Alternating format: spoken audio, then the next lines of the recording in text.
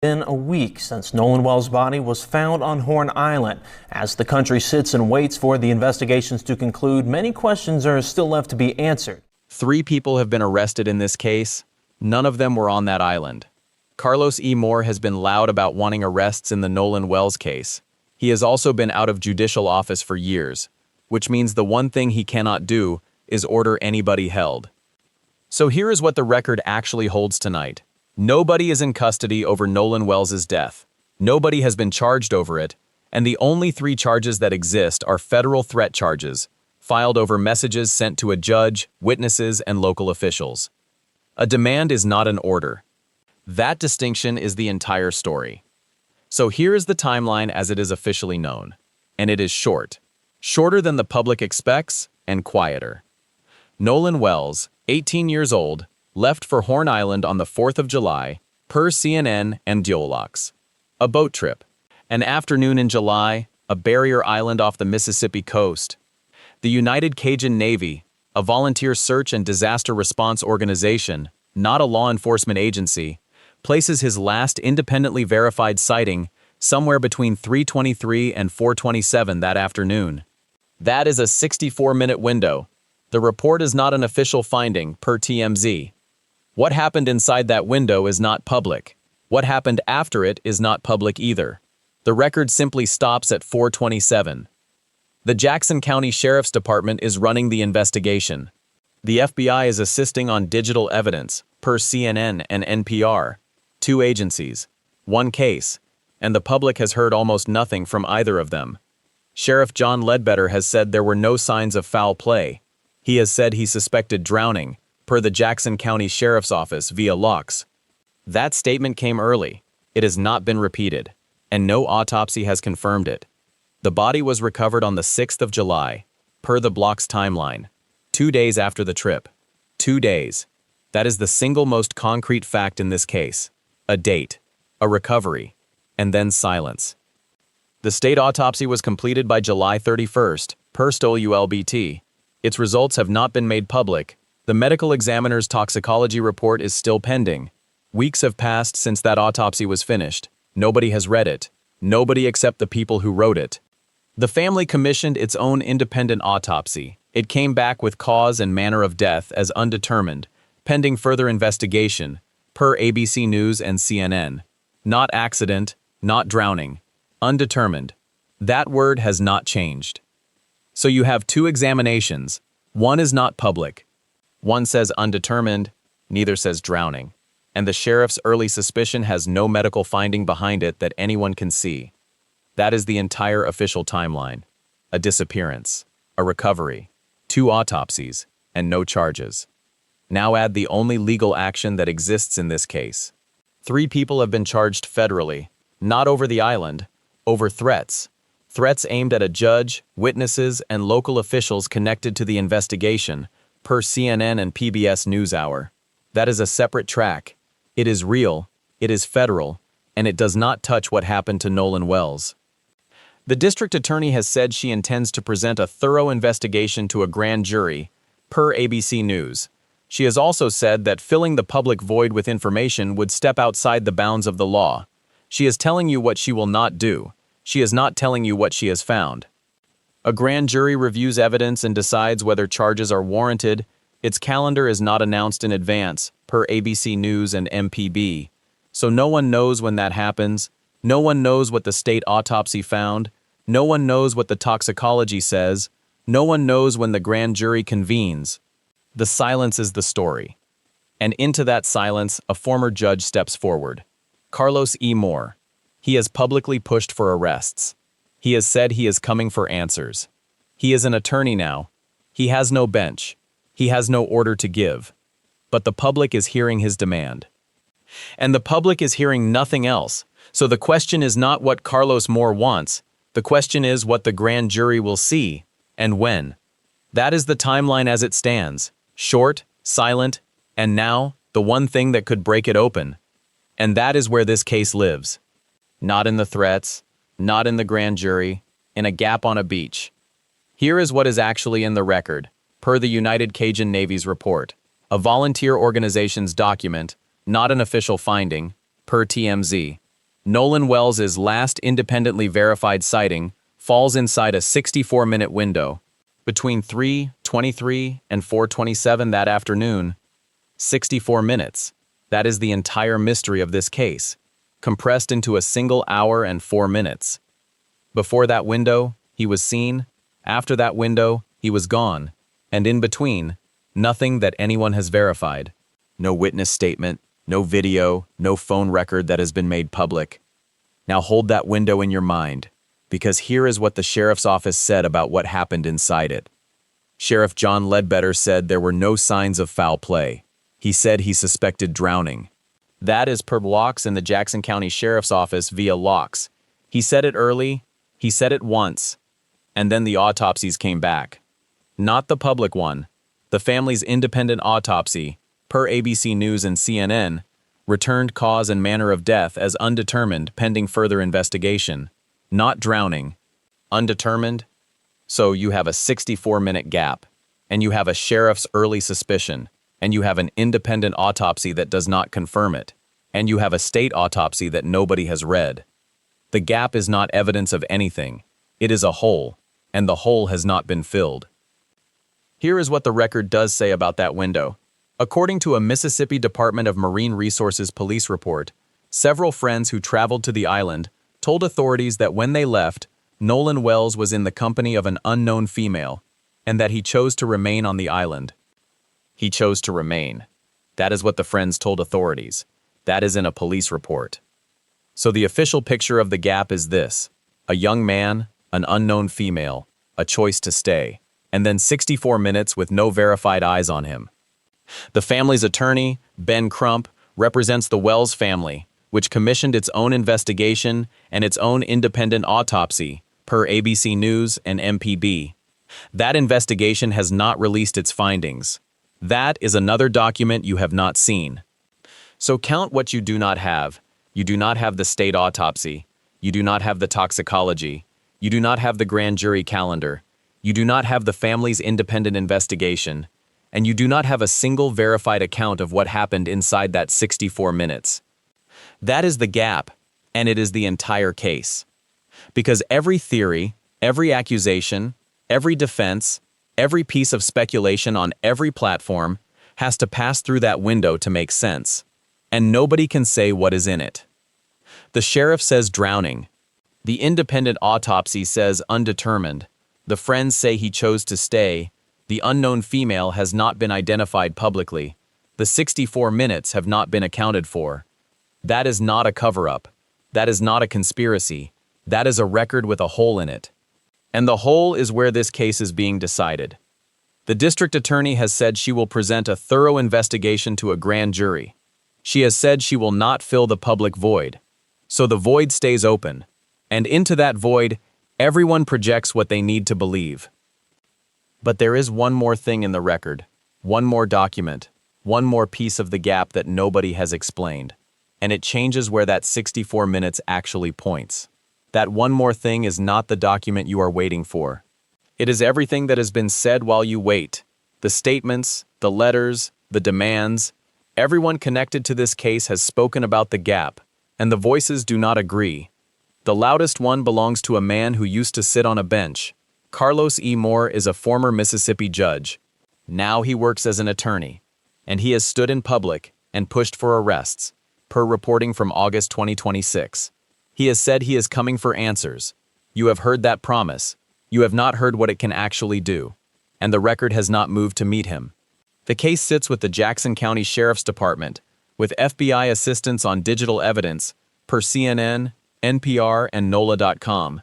The only people charged in this case at all, 3 of them, were charged federally over threats, not over anything that happened on Horn Island, per CNN, PBS NewsHour and MPB. That is the full list of charges. 3 people, threats, nothing else. So the former judge calls for arrests. The district attorney has already said where she stands. A thorough investigation, a grand jury, and nothing public until then, per ABC News. A grand jury reviews evidence and decides whether charges are warranted. Its calendar is not announced in advance, per ABC News and MPB, so nobody knows when that door opens. Not the public, not the former judge, not the family. You will not hear it coming. You will only hear that it happened. Everyone waits on a calendar nobody publishes. That is the official silence. Now the other voices. Sheriff John Ledbetter has given his read already. No signs of foul play, suspected drowning, said the Jackson County Sheriff's Office via Locks. The family's autopsy returned undetermined, per ABC News and CNN. The sheriff and the autopsy do not agree. And both of them are speaking into the same hole, two readings of the same 64 minutes. They cannot both be right. And then there is the voice for the friends. Russell Latino, an attorney, sent a 5-page letter, per ABC News and W Locks. It alleged false and defamatory statements. It named the publication of a family's home address. It named claims that their son is a suspect. That letter is 5 pages of pushback. It does not describe what happened in the gap. It describes what was said about the gap. So count the positions. A former judge says there should be arrests. A sheriff says drowning. An autopsy says undetermined. An attorney says his clients are being smeared. A district attorney says nothing at all. 5 positions on one whole. And not one of them, not a single one, has said what happened inside that window. Not one has filled the gap. No one has been charged in Nolan Wells' death. The only charges in this case are the federal ones. 3 people, threats, not Horn Island. But here is what the former judge's demand does that the rest cannot. It names a direction. It points at people. And the people it points at have lawyers who are already firing back. That is not a case moving toward an answer. That is a case moving toward a collision. The FBI is already on the digital evidence. That's per CNN, NPR, and NOLA.com. And digital evidence means the phone. Nolan's phone. His friends' phones. The location data from the island. The messages sent that afternoon. The family's legal team already moved to preserve that data. Subpoenas went out demanding records from the platforms. And preservation notices are the legal version of a warning. Don't delete anything. We're coming for it. But here's what nobody outside the investigation knows. What's actually on those phones. Whether the data survived. Whether the GPS pings line up with the timeline. Whether there's a message that changes everything. The timeline. The 64-minute window. Between 3:23 and 4:27. That's the hole. And the phones are the only thing that might fill it. Location data doesn't lie. It doesn't have a lawyer. It doesn't issue a statement. It just records where a phone was and when. If those phones were on the island, the pings will show it. If they left, the pings will show that too. The United Cajun Navy's report, a volunteer organization's document, not an official finding, places Nolan's last verified sighting in that window. The phones could narrow it, could confirm it, could contradict it. And then there's the autopsy. The family's independent autopsy came back undetermined, pending further investigation. That's per ABC News and CNN. The state autopsy was completed by July 31st. Its results have not been made public, per Ford Ground. 2 autopsies, one released, one sealed. One says undetermined. One says nothing at all. The state autopsy is the one the grand jury will see, the one the district attorney will present. And its findings, toxicology, tissue samples, the full internal examination, those results are the closest thing this case has to an answer. The medical examiner's toxicology results are still pending. That's the piece that could explain what happened inside that window. Or it could raise more questions. And that's what the grand jury is for. The district attorney has said she intends to present a thorough investigation to a grand jury. That's per ABC News. A grand jury reviews evidence and decides whether charges are warranted. Its calendar is not announced in advance. So here's what that means. The phones, the GPS, the autopsies, all of it goes into one room. And nobody outside that room knows what's in there. Not the public, not the former judge, not the reporters, not even the family's attorney. Ben Crump represents the Wells family. He's pushed publicly, he's called for answers. But he doesn't get to see the evidence before the grand jury does. Nobody does. The subpoenas, the preservation notices, the independent autopsy, the state autopsy, the digital evidence, it all converges on one point. And that point is a closed door. The grand jury will decide whether charges are warranted. Not the former judge, not the sheriff, not the public, not the press. A group of citizens, reviewing evidence behind closed doors, deciding whether this case moves forward. So when the former judge calls for arrests, when he says he's coming for answers, he's not wrong to want them. But the answers don't come from him. They come from that room. The question is, what's in it? The phones, the pings, the toxicology, the two autopsies that don't agree, the 64-minute window that nobody has explained. All of it in one room with one decision to make. And the district attorney has already said she won't say a word until that decision is made. She'd be stepping outside the bounds of the law if she filled the public void with information. That's per ABC News. So the void stays open, the gap stays empty, and everyone waits. But here's what nobody has said out loud yet. The grand jury doesn't just decide whether to charge. It decides who. And in this case, the only people named so far, the only people with lawyers firing back, are the friends who were on that boat. So here is where this case actually stands. Not in the shouting, not in the threat letters, in the quiet. The grand jury calendar is not announced in advance. That is the process. That means nobody outside that room knows when the evidence gets presented. Not the reporters, not the former judge, not the family, not the public. What we do know is what the district attorney has already said. She intends to present a thorough investigation to a grand jury. That's per ABC News. And she has said she would be stepping outside the bounds of the law if she filled the public void with information. So, the void stays open, and everyone waits. But here's the thing about waiting. It is not silent. It is full of people talking, people with opinions, people with lawyers, people with demands. Carlos Moore is a former Mississippi judge. That title matters to people. It sounds like authority. It sounds like someone who can make things happen. And he has publicly pushed for arrests. He has said he is coming for answers. That is his right as a private citizen and as an attorney. But here is what the title does not do. The title does not detain anyone. The title does not charge anyone. The title does not open a grand jury. Carlos Moore can demand, he can push, he can call for arrests until he is blue in the face. And none of it moves a single person into custody. Because no one is in custody in connection with Nolan Wells' death. No one has been charged in connection with it. That is per CNN, NPR, and NOLA. Calm. The only people charged in this entire case were charged federally, and those charges were over threats. Threats aimed at a judge, at witnesses, at local officials connected to the investigation. Not over anything that happened on Horn Island. That is per CNN, PBS NewsHour, and MPB. So the demand for arrests and the reality of the case are two different things. The demand is loud. The reality is a sealed autopsy and a pending toxicology report and a grand jury that meets behind closed doors.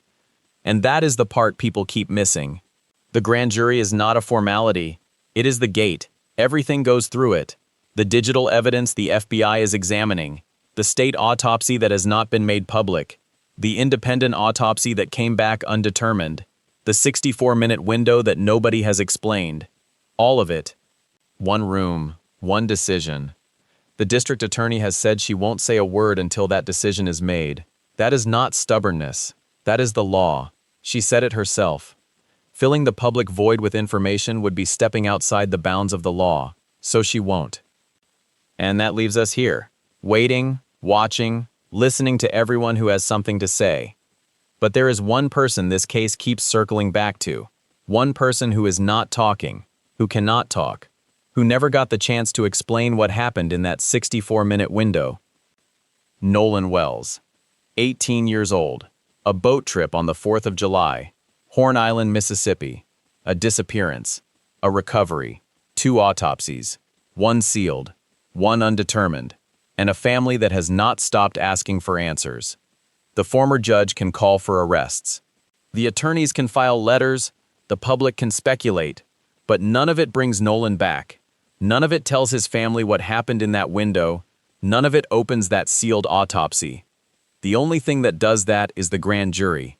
And the grand jury does not announce its calendar. Look at what the 3 real charges in this case actually cover, because the gap is the whole point. One man is accused of using a social media handle to send Judge Ashley Cole threatening Facebook messages, and was charged with interstate transmission of a threatening communication, per the Washington Times, Fox News, and TMZ. Another from Berwyn, Illinois, is accused of using calls and texts to threaten 2 witnesses in the investigation, per TMZ and CBS Chicago. A third has been charged in the same federal effort. Every one of those charges names an act, a message sent, a call made. None of them names anything that happened on Horn Island on the 4th of July.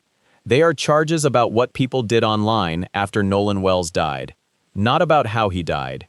So when a headline says, "Arrests have been made in the Nolan Wells case," that sentence is true and misleading at the same time. Arrests exist. They are not the arrests people think they are reading about. It is worth being exact about what a grand jury is, because that is the body this actually runs through. A grand jury reviews evidence and decides whether charges are warranted. It is not a trial, it does not decide guilt, and its calendar is not announced in advance. The district attorney has said she intends to present a thorough investigation to one, per ABC News. She has also said she would be stepping outside the bounds of the law if she filled the public void by sharing information herself. That second sentence is the one that explains the silence people keep reading as something else. It is not a refusal to act. It is a description of what a prosecutor is permitted to say while a case is still open. And it is the reason a former judge, however loud, cannot move this any faster. Advocacy operates in public. The decision operates in a room nobody outside it gets to see, on a schedule nobody publishes. So we wait. And while we wait, the questions stay open. The gap stays empty, and the only person who could answer them is gone. But his family is not, and they are not done asking.